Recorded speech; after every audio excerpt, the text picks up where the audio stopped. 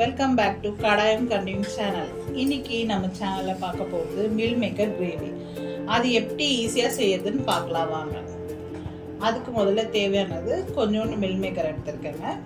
எனக்கு தேவையான அளவுக்கு நான் எடுத்திருக்கேன்.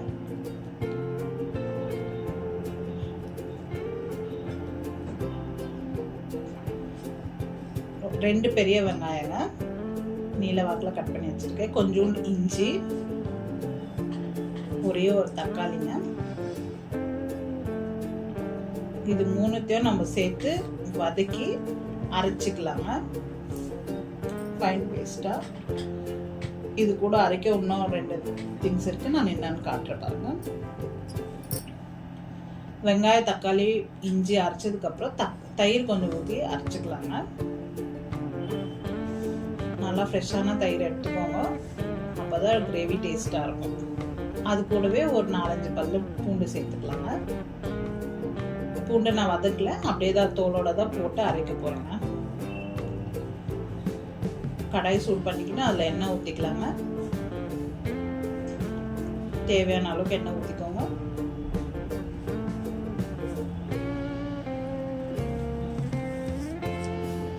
வெங்காயத்தை நல்லா வதக்கலாங்க.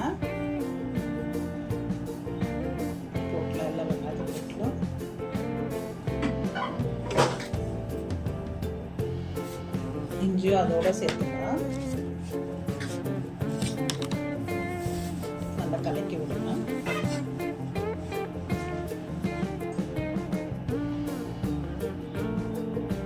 தக்காளியும் சேர்த்துடலாம் அதுலயே.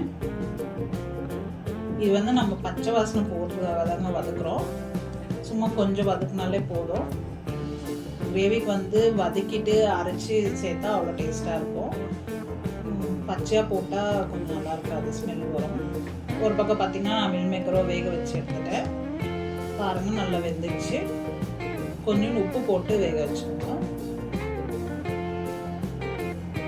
பார்த்தீங்கன்னா இது ஒரு பக்கம் வதக்கிட்டு இருக்கு.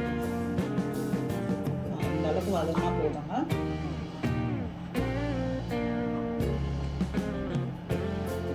இந்த பூண்டு நம்ம இதில் வதக்கல, அரைக்கும் போது தான் சேர்க்க போறோம். பூண்டு, தயிர் வச்சிருக்கோம் பார்த்தீங்கன்னா. இப்போ இது எல்லாமே தான் நம்ம அரைக்க போறோம். அரைச்சாச்சுன்னா அரைச்சி எடுத்துட்டு வந்தாச்சு. இப்போ இதில் 1 டீஸ்பூன் மஞ்சள் தூளும், 1 டீஸ்பூன் இல்லை 1.5 டீஸ்பூன் மிளகாத்தூளும், கொஞ்சோண்டு கரம் மசாலாங்க போட்டு அரைச்சிட்டோம். அது இப்போ மறுபடியும் அதே கடாயில் எண்ணெய் ஊற்றிக்கலாம். தேவையான அளவுக்கு எண்ணெய் ஊற்றிக்கலாங்க. அந்த கடாயிலே செஞ்சுக்கலாங்க.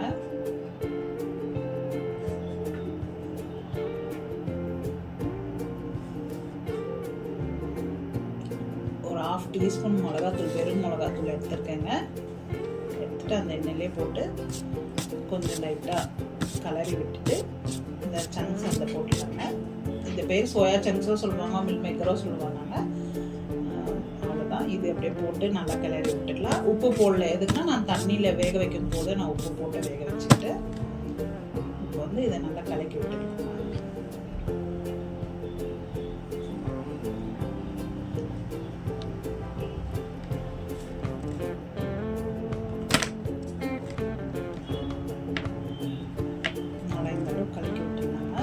காரம்லாம் அதில் ஏறணும். அது நம்ம கிரேவியில் போட்டப்போ இது தனியாக சப்புனா இல்லாமல் நல்லா கொஞ்சம் டேஸ்ட்டாக இருக்கும். இது நீங்கள் தனியாக எடுத்து சாப்பிடும்போது அவ்வளோ டேஸ்ட்டாக இருக்கும். இப்போ வறுத்து வச்சுருக்கோம், நீங்கள் எடுத்து சாப்பிட்டு பாருங்கள், அவ்வளோ டேஸ்ட்டாக இருக்கும். அதே கடாயில் எண்ணெய் ஊற்றியாச்சு.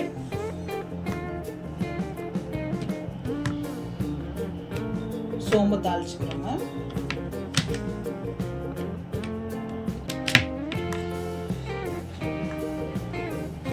அரைச்சி வச்ச பேஸ்ட் இதில் போட்டுக்கலாம்.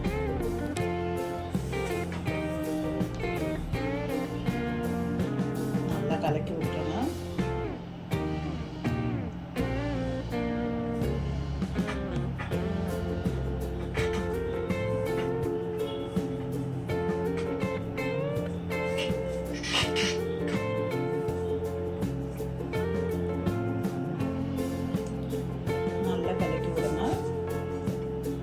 நல்லா அந்த மசாலாக்குள்ளே போயிட்டு நல்லா அதை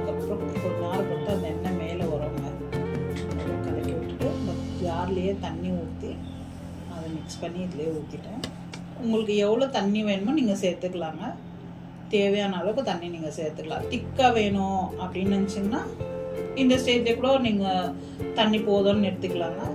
இன்னும் கொஞ்சம் தண்ணியாக இருந்தால் நல்லா இருக்குமே அப்படின்னு நினச்சிங்கன்னா இன்னும் கூட தண்ணி சேர்த்துக்கலாங்க.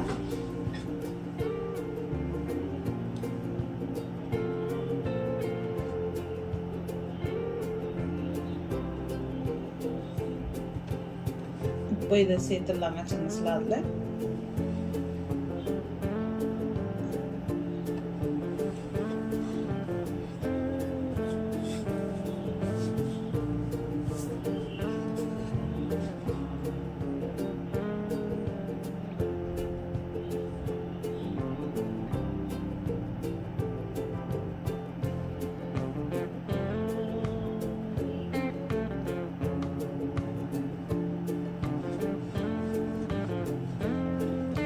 வந்து இப்போ பார்த்து சேர்த்துக்கலாங்க. ஏன்னா நம்ம சங்க்ஸில் போட்டிருக்கோம் மில் மேக்கரில், அதனால் எவ்வளோ தேவைப்படுதுன்னு பார்த்துட்டு சேர்த்துக்கலாம்.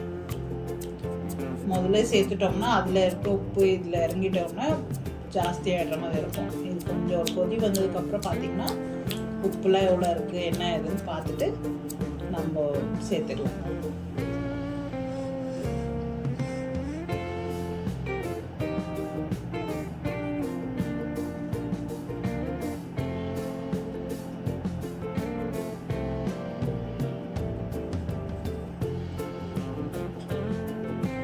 கசூரி மேத்தி சேர்த்துக்கலாம். கொத்தமல்லி இருந்தால் நீங்கள் கொத்தமல்லி சேர்த்துக்கோங்க. நான் கசூரி மேத்தி சேர்த்துருக்கேன்.